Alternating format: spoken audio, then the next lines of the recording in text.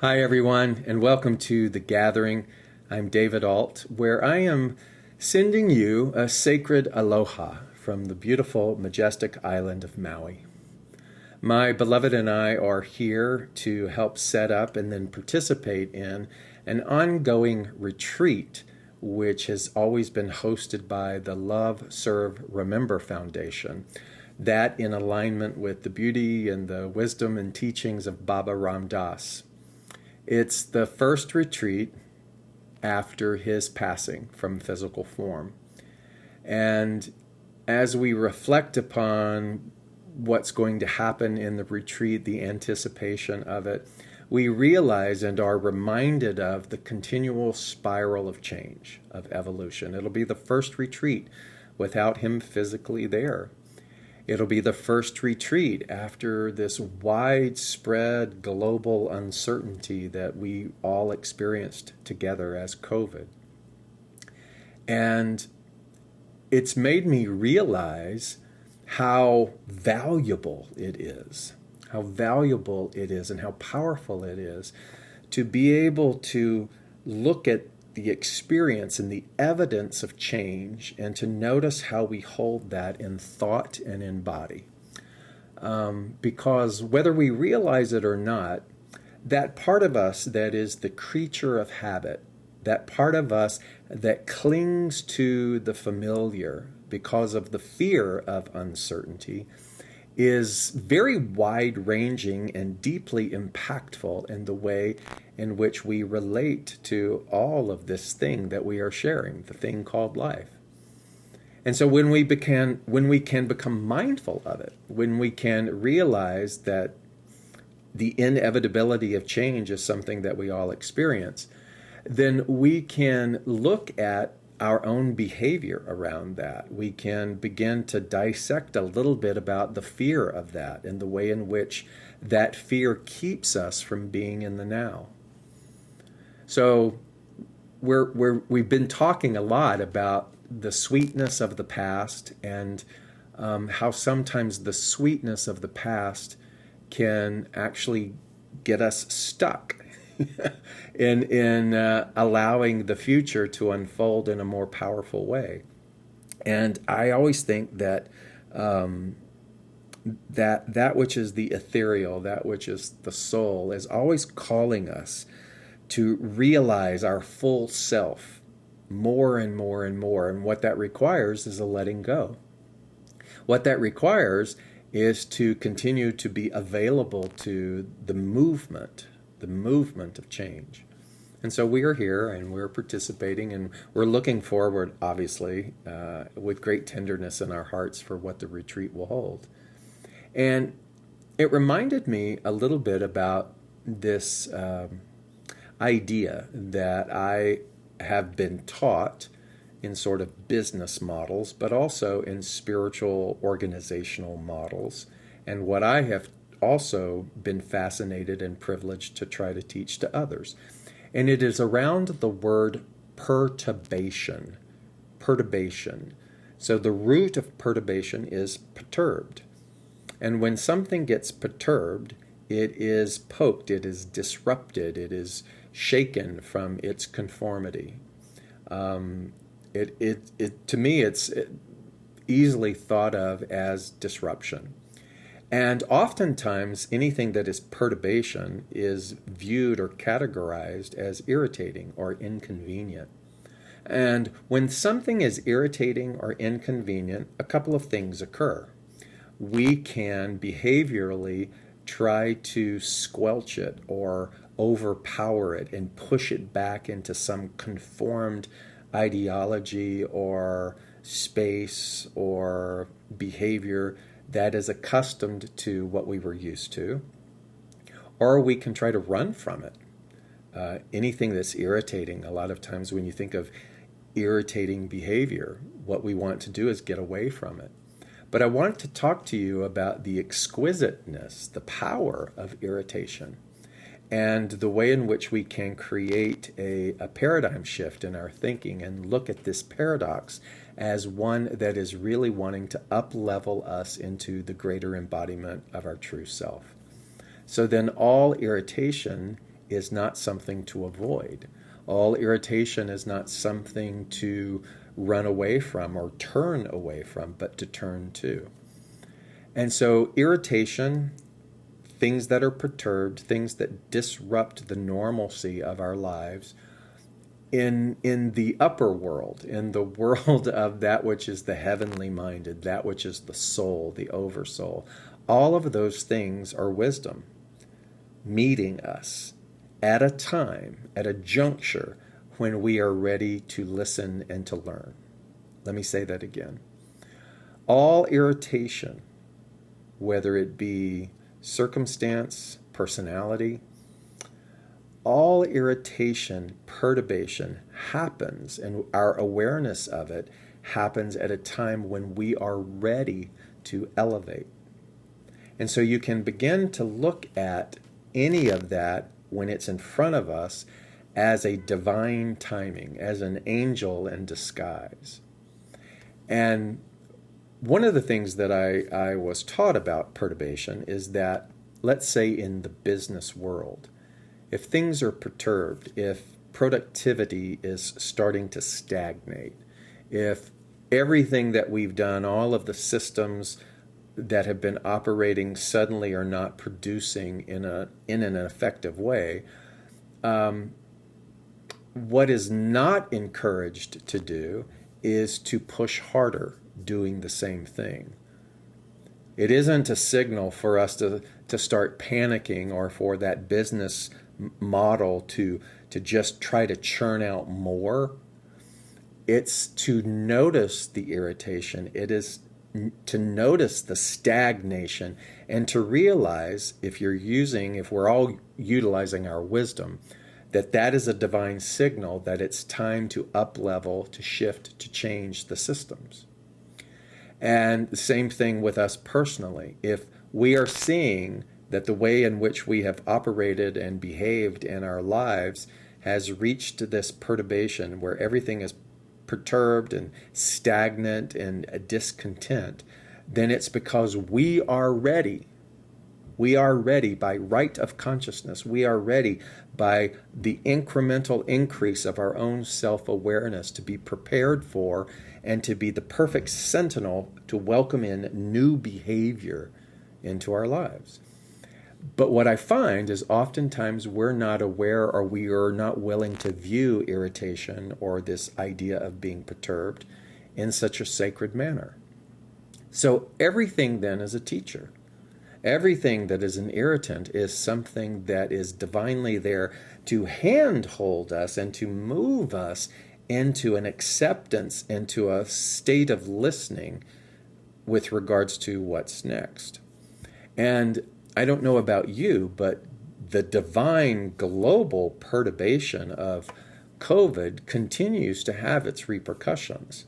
It continues to have its invitation to us. So I know that you've heard this. Many people saying things like, when things go back to normal.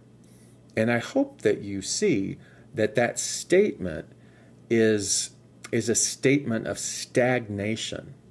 It's an inertia of going back to something that once was. I hear it all of the time in spiritual communities and in businesses who are waiting to open up fully, or in conversations with other people who are just wanting things to be like it was. Well, guess what? It's not. And it isn't something... I will invite you to consider this. It's not something to mourn over. It's actually an invitation to a party of celebration of newness. And I think that when we can turn to the celebration of the new with regards to us, and to welcome that in, then that which is the new has a better spaciousness and an availability and a welcoming to come and to present itself to us. And I want to offer this to you today because I noticed even within my own conversations and with my partner and with the people involved in this retreat that there is this sort of melancholy about what was and the fact that Ram Dass will not be here. And that's natural. There is a melancholy. There is a human mourning of what was, which this message is not to bypass or disregard that, but it's to also hold unilaterally at the same time a welcoming with the mourning. Isn't that amazing? To think that mourning is also an invitation to welcome the next level of that relationship. And so when I think about mourning a job, mourning what was, then I realize that when some job has been lost, that I am certainly welcomed to and encouraged to mourn that expression, and at the same time welcome what is the new expression that is wanting to be in alignment with the spiraling up of my true essence.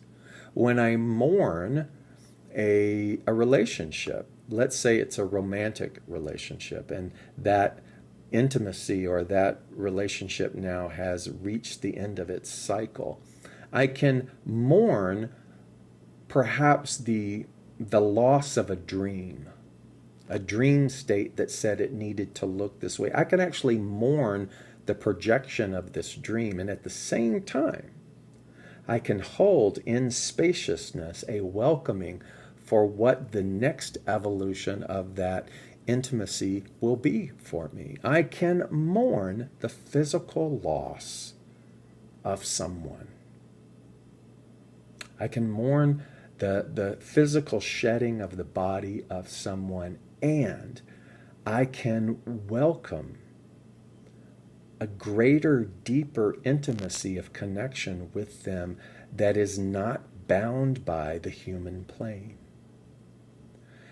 And you see, all of those words, no matter which one you might have nodded in agreement and which one you winced with irritation at, they all are just words until you and I actually go into the experience with irritation and perturbation and change our own dynamic. And so think about the irritation of travel. Think about the irritation of finances. Think about the irritation of big pharma. Think about the irritation of global conglomerates. Think about the irritation of government and ruling. Think about the irritation of just neighbor or states of relationships in family. All of those things, those are welcoming signs. That is where we do our work. The Zen saying says that the obstacle, the irritation, is the path. And so instead of jumping off the path because you're irritated, go the path, be on that path with the irritation and the perturbation, and be welcoming for the next evolution of what is wanting to be shown to you. Why? Because when you approach it that way, it says, it delivers vibrationally to the universe that you are ready to receive it. If we're all constantly jumping ship because it's inconvenient, then what we will experience is the aborted possibility of what is wanting to come in. It's just paradigm shift. It's just understanding the nature of paradox, that in this universal perfect patterning, that what is existing in here is the harmony of the darkness and the light, the harmony of the flow and the stagnation or the irritation, and to look at it all the same and to treat it all the same. I don't know if you heard that or not. So let me back up a little bit. So the universe is a perfect patterning. What does that mean? The universe is a perfect patterning, that which is the cosmology of our existence, both as a human and as a soul, is perfect. Therefore, by deductive reasoning, everything that exists within that universal lifeline is also perfect, including you, including myself, including all circumstance, including that which we label disease, including that which we label atrocity. It's perfect. And so that is so irritating to many, many, many people who can only see that from this one-dimensional experience. But again, when you back up, when you look beyond the singular dimensional experience and you stop trying to define everything from this singular dimensional experience, you begin to see that wisdom, you begin to see that perfect patterning, you begin to see that thing which is irritation is something that in the multidimensionality loves you so much that it is playing the part to irritate in order to prompt and to move. And so when you change the lens by which you look at life, when you change the perception of the way you look at things, as Wayne Dyer so famously said, those things begin to change. When you change the way that you look at irritation and you go, nothing is as it seems. Not person, not circumstance, not diagnosis, not happening, not world event, not government rule. Nothing is as it seems. Then instead of trying to fight against the thing that is perturbed and irritating you and I, we begin to look at it and go, show me what this means. Let me look beyond this. And yes, I know, easier said than done. Trust me. I know that when life is flowing and things are good and comfortable, that none of this really is holding any kind of vibration of urgency. But when things are really just so difficult and painful,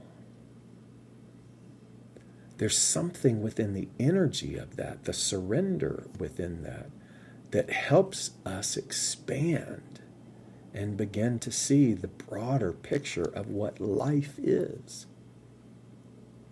of what multidimensionality is, of how many times you and I keep doing this incarnating cycle. And what I really want for you in this episode of The Gathering is just a little bit of consideration, willingness. Willingness to not so easily and readily jump to the conclusion that the things that are perturbed are bad. That the people who are playing the part of that which is doing the irritation are bad. But it's a call. Everything is a call to begin to practice turning to the irritation and letting it teach each and every one of us in a more deeply rooted, wise way. How does that happen? It happens incrementally. It happens incrementally. But I came across something that really, really drove this home for me, and it said that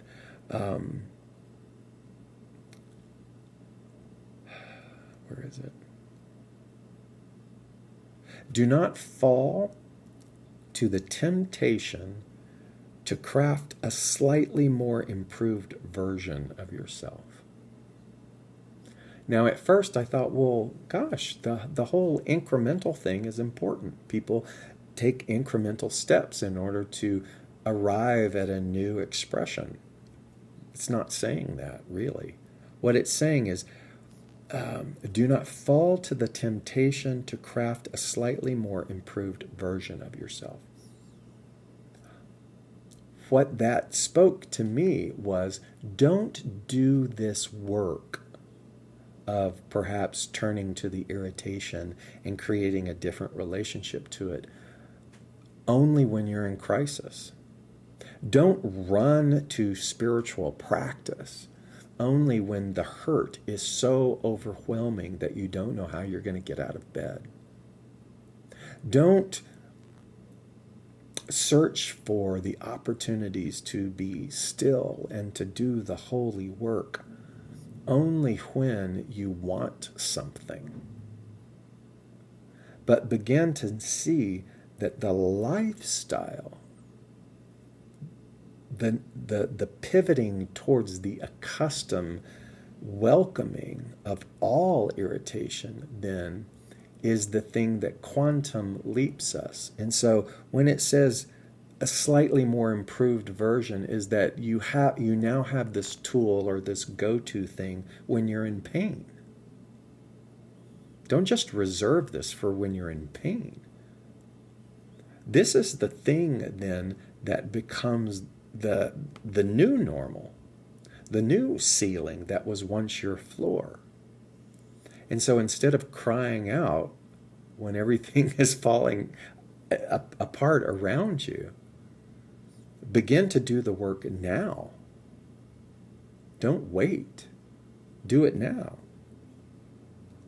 It says when you perceive a problem or an obstacle as irritation, take the great leap. Take the great leap now to begin to welcome a new consciousness, a new self-awareness, a new expansion now. So let this day be your day of irritation. Let this day be the day that when things are starting to be perturbed, to be shaken up, that you don't try to force it back into what it was.